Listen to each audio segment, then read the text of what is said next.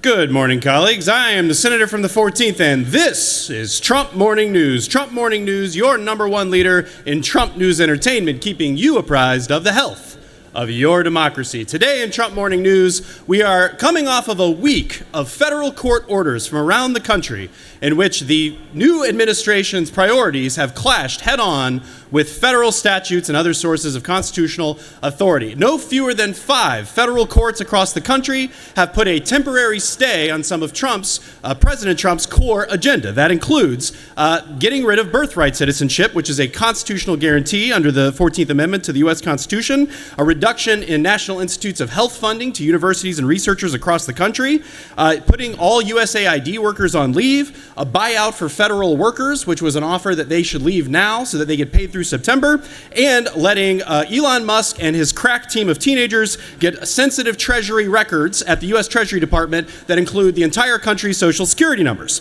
Most recently, January 31st, a Rhode Island federal court issued a temporary stay of Trump's sweeping federal freeze.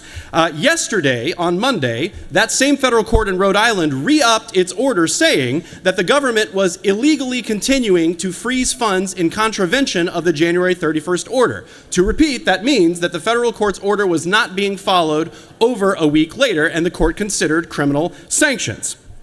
Of course, it violates the Impoundment Act, which we've discussed before, that you must ask Congress to change appropriations of funds. In response to these court rulings, there are several reactions from the Trump administration. Stephen Miller referred to a lone unelected judge in Rhode Island making decisions on behalf of the entire executive.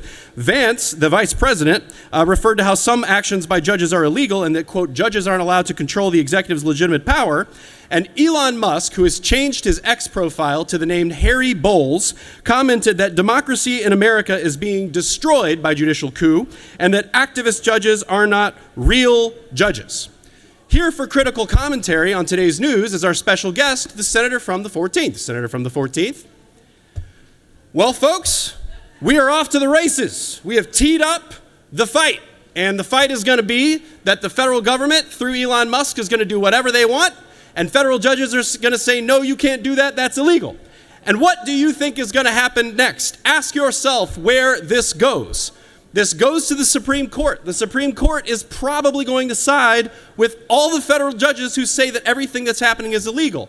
And then what will happen? J.D. Vance, on the presidential trail, said that the president should stand in front of the country like Andrew Jackson and say, let the Supreme Court Chief Justice enforce his own orders. This theory of the unitary executive has gone way too far. It is now essentially a fight between the branches and what some law professors are calling a constitutional crisis, including noted luminaries Erwin Chemerinsky from Berkeley and Lawrence Tribe from Harvard.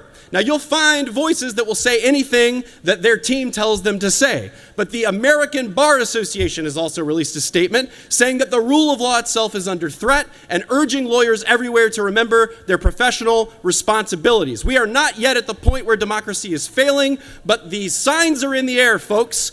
All of us, not just members of the bar, are aware of it. But let me tell you something. I understand that democracy doesn't always poll so well.